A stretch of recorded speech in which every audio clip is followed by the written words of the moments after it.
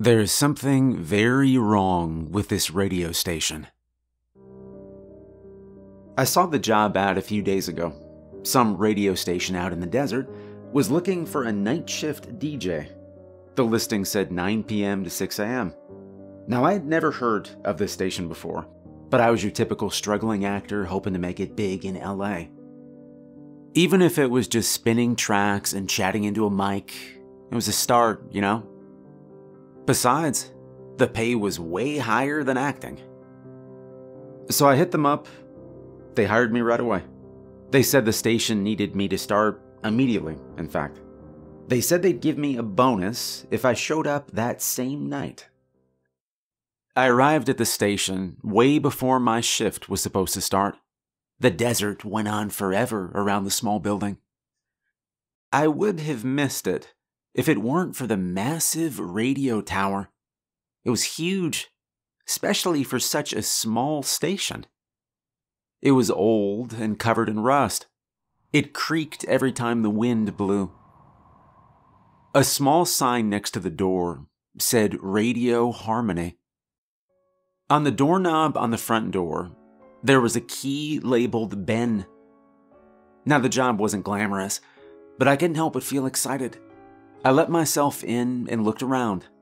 The hiring manager told me I'd be alone at the station tonight. He also mentioned they never broadcasted during the day.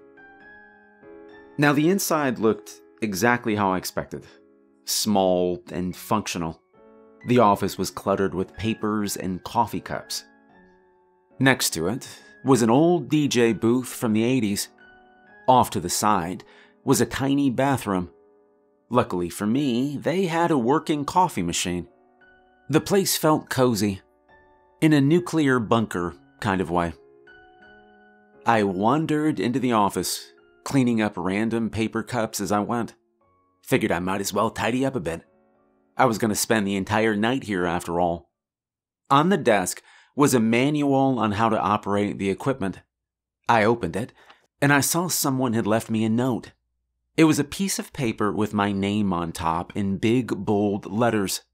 Under it was a list of rules. I looked them over one by one. Number 1, do not ignore calls.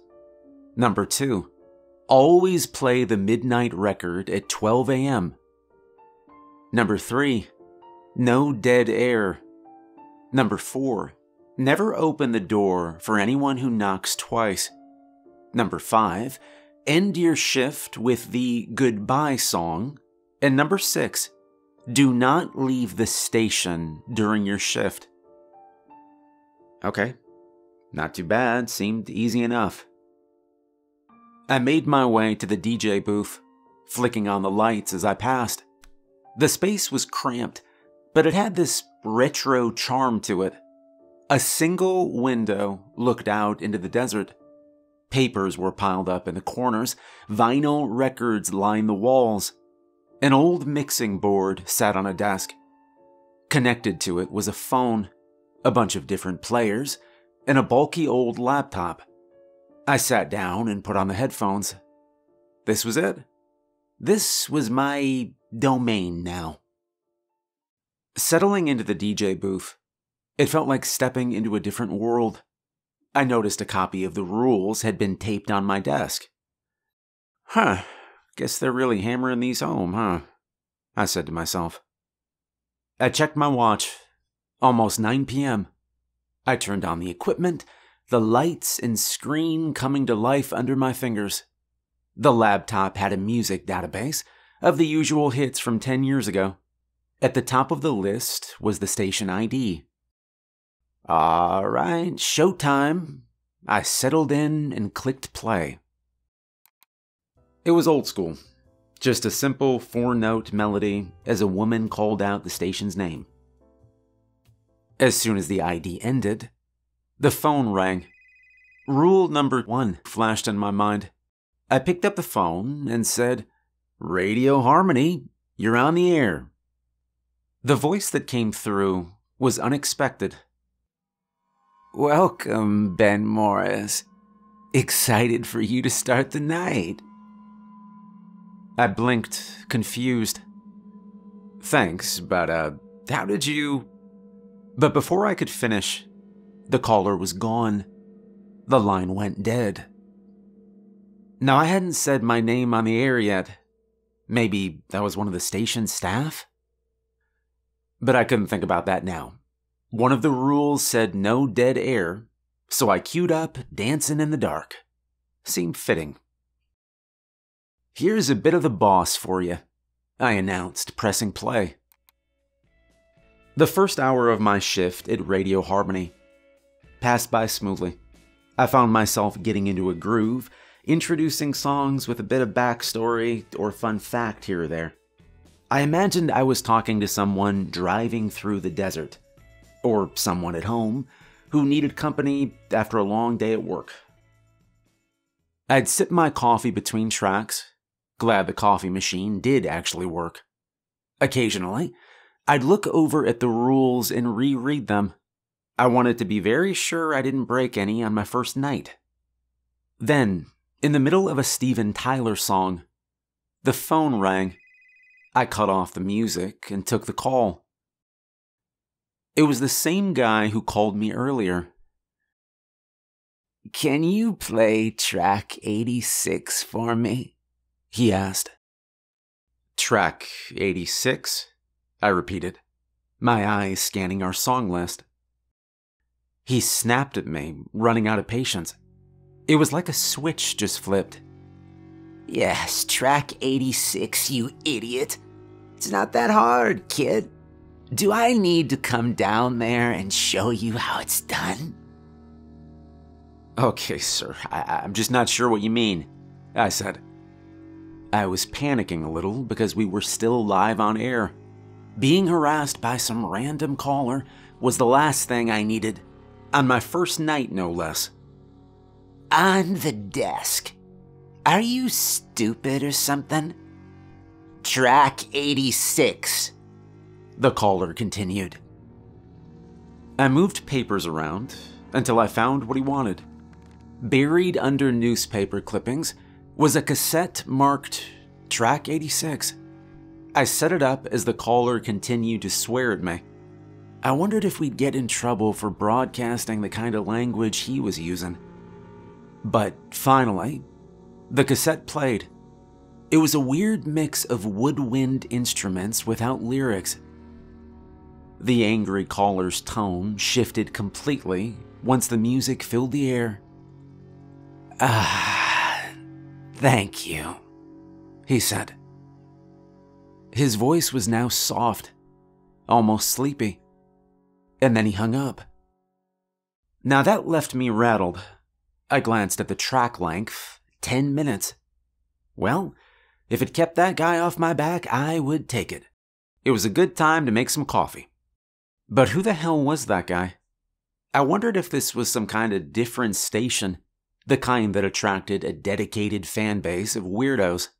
I wasn't even sure how far the station broadcasted. As I stood up, I couldn't notice how old everything looked. It was like nobody had come in here for ages. Dust covered almost everything. I remembered that I hadn't actually met anyone from Radio Harmony in person. The only one I talked to was the guy who hired me over the phone. Said he was a former DJ.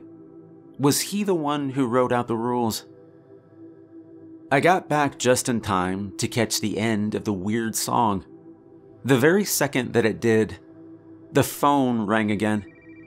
And it was him, the same caller. Before he could say anything, I beat him to the punch. "Who are you? You get a name, my man?" I asked. "Yeah, I'm the caller. I've been listening since the very beginning," he said. I was getting real tired of this guy, but he continued. "Ben, do you know just how many serial killers bury their victims in the desert? I've seen them, you know. They're gorgeous. You want me to bring you some?" I was losing my patience. Alright, listen, man, that's really sick, okay? I'm hanging up on you now, but you need to get checked in or something, I said. I slammed the phone down, much harder than I meant to. The wind outside picked up. I could hear the windows rattling as sand pounded against them. But before I could take a breath, the phone started ringing again. My patience was wearing thin, so I disconnected the phone from the console. I didn't want this guy on air if he called again. I knew I was supposed to answer every call, but from then on, I told myself I'd screen them before going live. Sorry about that, folks. Some interesting characters out there, huh? How about some stuff from the good old days? I said. No matter how weird things got, I still needed to do my job.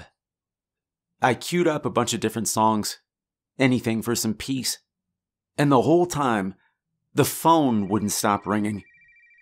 Once I made sure the lineup was going to last me a while, I picked up the phone again. What do you want? I asked. The voice that came through wasn't just angry. It was downright pissed. You listen here, kid. You do not hang up on me. You're here for my entertainment. You went to a fancy college to be a performing monkey, didn't you? So start dancing. Hearing those words, something inside me snapped. I was angry, but more than that, I was fed up with this guy. I wasn't someone's toy. No one had the right to treat me like this. Okay, I don't know who you think you are, dude, but you can't talk to me like that. This is my show, okay? And I'm not here to play games or be pushed around by... I was cut off by two loud knocks. They were coming from the other side of the booth door. But the station was supposed to be empty. I didn't hear anyone drive up. Then the caller started laughing. You got no choice here, Ben, he said, and then hung up. Another pair of knocks echoed through the booth, louder this time. I slowly put the phone down, my mind racing. I looked at my phone, and I realized I had no reception. Just perfect. Alone in the middle of nowhere with a psycho. Desperate for some kind of protection, I found a metal baseball bat hiding under the booth. It was dented and covered in grime, but I didn't want to think about why that was. Two knocks sounded again. This time, they came from high up the door. It sounded like it was coming from the ceiling. I stood up from the booth, and I gripped the baseball bat with both hands. Whoever the hell was on the other side, I was ready for it. I yanked the door open, ready to strike. But there was nothing. Just the empty, silent station. The music from the radio booth drifted out to fill the empty space. I still had 20 minutes worth of songs left before I'd hit dead air. So I decided to use the time to investigate. The bat felt heavy but reassuring in my hand as I checked each room. The office was empty. Papers littered the desk, and the ancient coffee machine sat silently in the corner. Nothing out of place. My next stop was the bathroom. The door creaked as I pushed it open. But again, I didn't find anyone there. Just a dingy toilet and a sink. I could barely fit in there myself. I was about to shut the door when I saw something flash from the toilet. There was something sitting on top of the tank. I moved closer, wondering what it was. And you are not going to believe this, but in the dim light, I saw a small pile of human fingers. A silver ring glinted from one of them. Then I heard someone laugh. I spun around, bat raised. There was no one else in the bathroom. But I saw something on the wall. A pair of peepholes. And behind them were two bloodshot eyes staring at me. The caller's voice echoed in the bathroom, bouncing off the tiles. Nice, isn't it? I panicked. I bolted back to the DJ booth and I locked the door behind me. I sat at my desk and checked my phone again. Still no signal. But I did see that it was 5 minutes to midnight. I remembered the rule about playing a specific song at this time, so I found one labeled Midnight Record. Without thinking, I queued it up and hit play.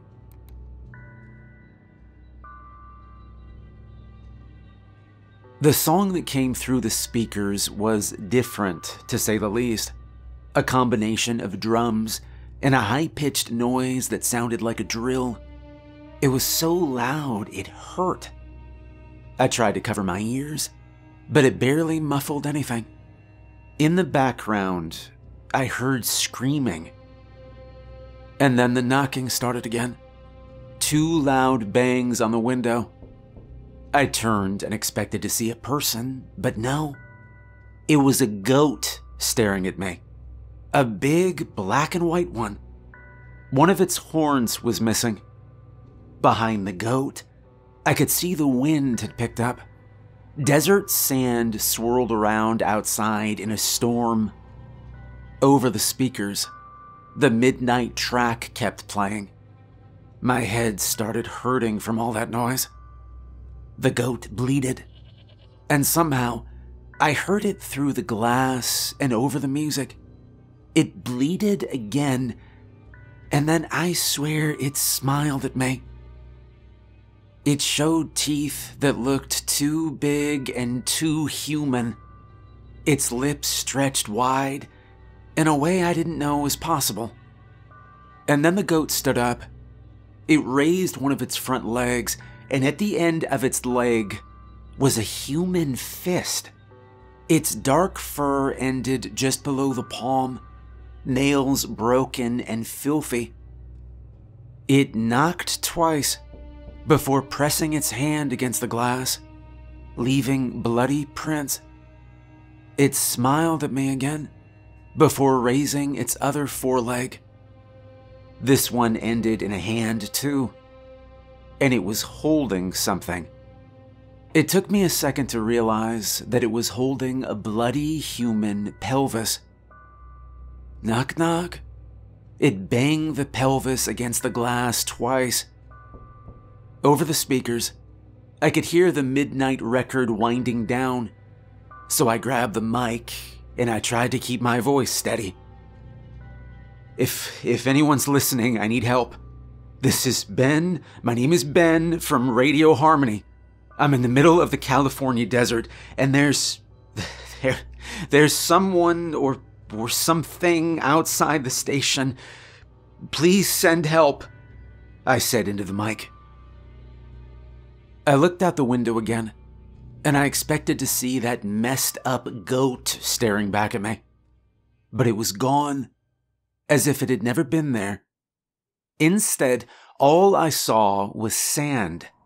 The wind had kicked up a massive sandstorm. It made it impossible to see anything through the glass. Then the phone rang. It echoed out over the speakers, and it cut through the silence of the station. I glanced at the phone. I know I disconnected it from the speakers earlier. The free cord was lying right there in front of me. But it still rang. I hesitated, and the call went through without me even touching it. The caller's voice boomed through the speakers. "Don't forget the rules, Ben," he said, as if we were just chatting about the weather. "What do you want from me?" I shot back. "Entertainment. Play by my rules, and you may last longer than the others," he said before hanging up. I needed to do something. The sandstorm was still raging outside. I couldn't leave. Plus, I didn't want to know what that goat thing would do to me if I stepped outside. After queuing up enough songs to cover me for the next 30 minutes, I decided to take a closer look around the station. First stop was the office again. Dust covered everything. It was like no one had done any cleaning in decades. I started going through the papers scattered across the desk. Even those looked old. Some of them were yellow around the edges and fell apart when I touched them. Eventually, I found a record of past DJs who'd worked at the station. A long list of names with dates next to each one. The list went all the way back to the 70s. But what really caught my eye was how no one lasted very long. The longest anyone ever stayed was 5 months. The most recent one ended his term the same day I called about the job. I dug deeper into the filing cabinet. I uncovered more about Radio Harmony's past. Inside a folder were some old photos of the station. One of them stood out to me. It showed a group of people in front of the towering radio antenna. They were dressed in white, flowy outfits that screamed hippies to me. The women had flowers in their hair. In their hands, they held up a banner that read, "Children of Harmony." In the same folder were the old programming schedules. To my surprise, they were filled with religious content. It looked like Radio Harmony used to be an evangelical station. There were sermon schedules and worship hours. There were even specific times dedicated to prayer. But what really caught my attention was this one programming block. They named it The Great Calling, and it ran exactly during my shift, from 9 p.m. to 6 a.m. Soon I found more photos. Most of them looked normal.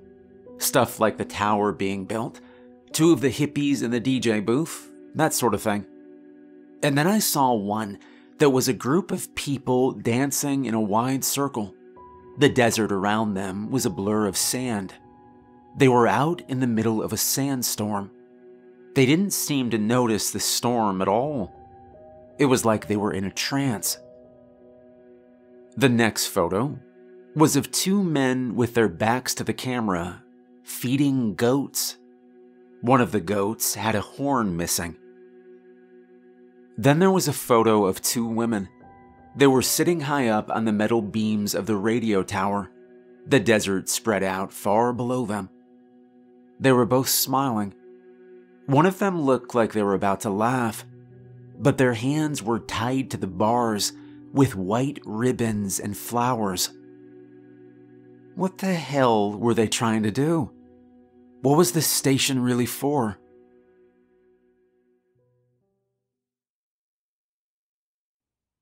But I couldn't stay long and find out more. I knew my track list was about to run out. So I went back to the booth. Through the window, the sandstorm was raging like nothing I'd ever seen. The wind blew hard enough that it shook the walls of the station. Sand blasted against the glass. With not much else to do, I queued up more music. The last thing I needed was dead air, especially now.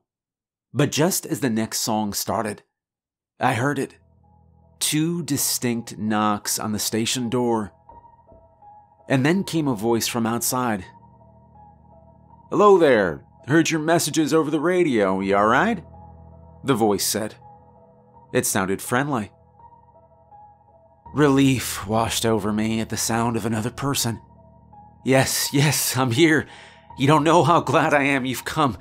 Everything, it's been crazy," I called back, moving closer to the door. But then the voice changed. I don't know why you'd want to leave, son. The Children of Harmony, they're good people. Foolish, but nice. All they wanted was to communicate with what's out there." He knocked twice on the door again. That's when I remembered. There was a rule about not opening the door for anyone who knocked twice. and the voice was the caller. "You want to know, huh?" The voice started. "The Children of Harmony, they put up that tower to talk to God, but instead, they got me, and now I'm trapped here in this station with nothing to do." He knocked on the door again, 2 at a time. "There's a whole lot of bones buried out in the desert, Ben. Pretty soon, I'm gonna add yours," he said. He started banging harder at the door, but still in that repeating 1-2 pattern. In the background, I could hear the sound of goats. In a panic, I grabbed the mic. I needed to call out for help. But the voice outside just laughed. "It's no use, you idiot. The radio tower's been busted for ages. You've been off air this whole time. I have collected a lot of DJs over the years, and now I want another." I looked out the window and saw those goats. There were more of them now, all smiling at me. They crowded around each other, their bloody hands pressed against the glass, like hungry children looking into a candy store. One of them brought up a half-eaten foot and started chewing on it. Inside, the pop music blaring from the speakers cranked up louder on its own. It was so loud, I could feel the beats sounding in my chest. And the whole time, the caller kept banging on the door. I could hear the wood splintering now, and I knew it wouldn't last much longer. "Come on, Ben. Time to meet the kids," the caller said through the storm. The loud music, the banging, the goats, I couldn't think. I started flipping switches and disconnecting cables, anything to make the music stop. But it didn't do anything. Pop ballads blared from the speakers. I reached for the main plug, and electricity went up my arm. The goats laughed as I crumpled to the floor. God, even their laughter sounded human. A whole crowd of them cackling as the wind howled. As I fell, I knocked over a stack of papers. Under them were some old vinyl records. I sat up, and I saw that they were gospel music. Wait a minute. I looked around, and I saw an old record player sitting in a corner. It was worth a shot. I put one of the records on. The needle dropped, and powerful organ music filled the station. I felt the bass vibrate in my chest. It was beautiful. Then the lyrics kicked in. A low, soulful verse about protection and deliverance from evil. The knocking stopped. The loud pop music cut off. I looked out the window, and I saw that the human goat things had disappeared. It was just me and the gospel music. It continued to play, filling up the empty station. Even the sandstorm looked like it was easing up. I sat back in my chair, and I let out a long sigh of relief. I let the record play.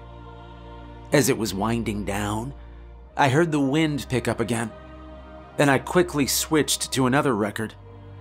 The desert calmed back down as soon as the first worship song started. For the rest of the night, the phone stayed silent. No more calls, no more banging. There were no more goats either, thank God, just peace. Eventually, I could see the sun start to rise. I looked at my watch. Nearly 6 a.m., almost the end of my shift. And that was when I remembered the last rule. Play the goodbye song. I started cleaning up, reconnecting wires, and turning the laptop on again. I found the track named The Goodbye Song, and I queued it up to play right at 6 a.m. The track was odd. It was just static, with a voice repeating, "Come out," over and over again. As soon as I finished, I walked right out the door. The desert was calm, and the morning sky was clear. And that was when I found a white envelope lying on the ground.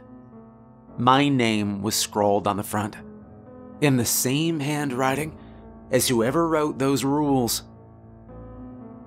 I picked it up and was surprised at the weight of it. Inside, I found a huge stack of bills.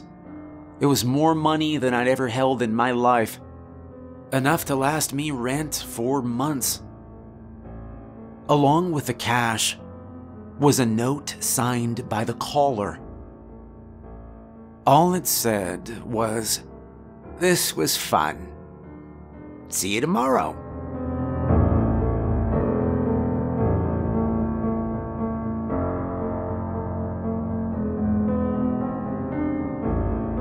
Hey, I hope you enjoyed the video. Special thanks to all my patrons. If you'd like to become a supporter and get the audiobook early access version of upcoming stories, there's a link to my Patreon below. Thanks for watching, and have a good night.